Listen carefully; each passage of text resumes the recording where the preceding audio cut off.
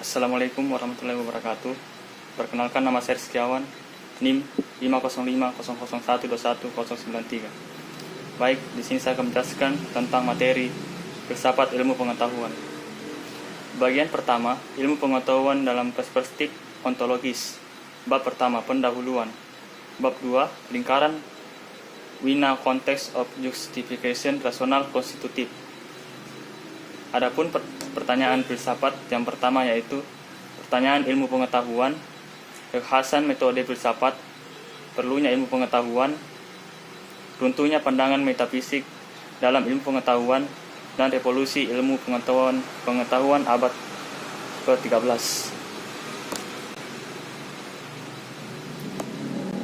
Pertanyaan filsafat.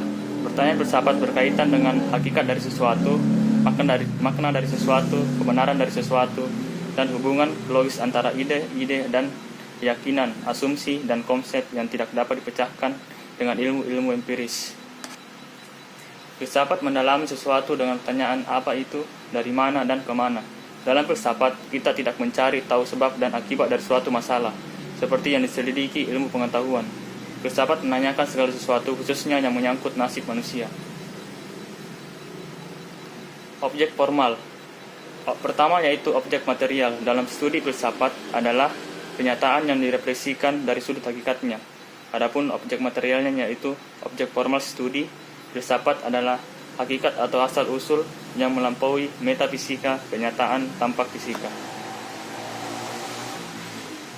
Adapun pertanyaan tentang ilmu pengetahuan, ilmu merupakan kegiatan akal budi untuk menjelaskan kenyataan empiris secara spesifik menurut 3 kriteria utama.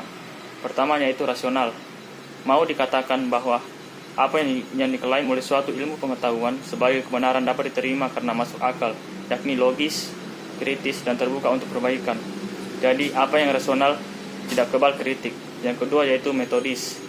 Berhubungan dengan istilah metodis, dikatakan bahwa cara kerja suatu ilmu harus mengikuti suatu prosedur yang diikuti dengan baik, mengantar si ilmuwan sampai pada suatu kesimpulan atau klaim yang secara argumen bisa dibuktikan. Yang ketiga yaitu sistematis. Mengikuti sebuah prosedur secara konsisten dapat membantu penelitian untuk melihat semua aspek secara komprehensif dan menganalisis satu demi satu untuk memperoleh kesimpulan yang bersifat menyeluruh dari objek penelitian. Pertanyaan mengenai ilmu pengetahuan didasarkan pada fakta empiris dalam perspektif instrumental. Maksudnya, kegiatan bertanya dan mempertanyakan dimaksudkan untuk mencari jawaban yang dapat digunakan bagi kepentingan manusia.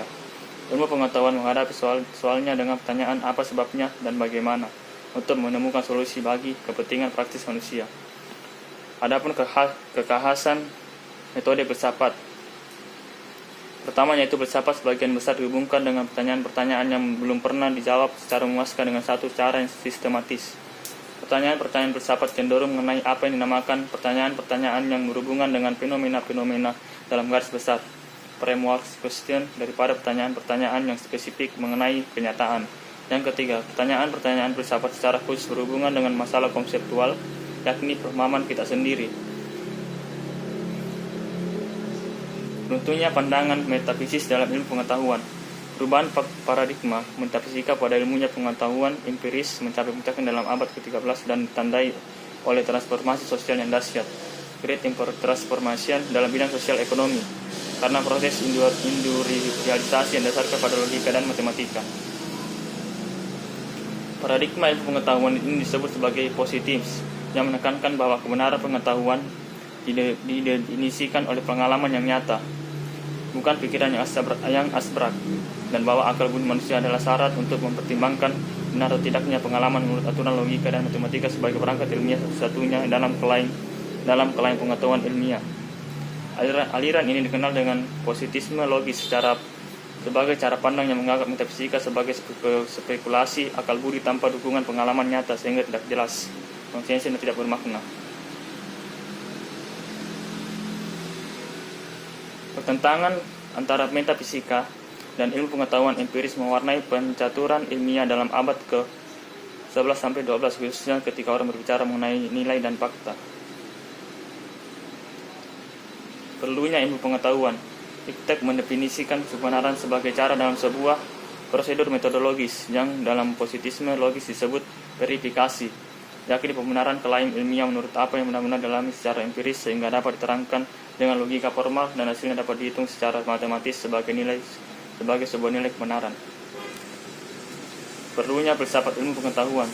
Kehadiran filsafat ilmu pengetahuan merupakan rintisan terobosan manusia sebagai makhluk rasional untuk menjembatani kedikdayaan teks sebagai tulang punggung modernisasi yang mengancam identitas budaya. Melalui filsafat ilmu pengetahuan, perbedaan dan kaitan-kaitan jenis-jenis ilmu pengetahuan dan teknologi serta ideologi filsafat dan agama dapat dijelaskan sedemikian rupa. Revolusi ilmu pengetahuan abad ke-13 dan dampaknya terhadap filsafat ilmu pengetahuan.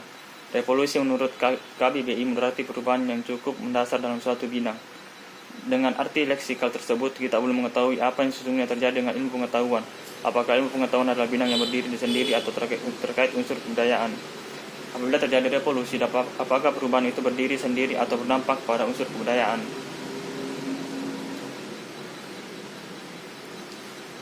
Yang terakhir yaitu ciri-ciri pokok revolusi ilmiah dan dampaknya. Yang pertama yaitu anomali. Ketidakpastian yang ditimbulkan oleh tidak mencukupinya alasan rasional bagi teori lama itu untuk menjelaskan realitas dunia. 2. Konjektur. Adanya prediksi yang menandai peralihan metode deduktif kepada metode induktif sekaligus mengkritik kelemahan induktivisme. Yang ketiga yaitu historitas. Adanya pemikiran historitas sebagai kritik terhadap metode empiris yang menekankan hanya kebenaran yang diperoleh secara induktif atas pengalaman sebagai anarkisme metodologis. Itulah tadi pemaparan materi dari saya. Assalamualaikum warahmatullahi wabarakatuh.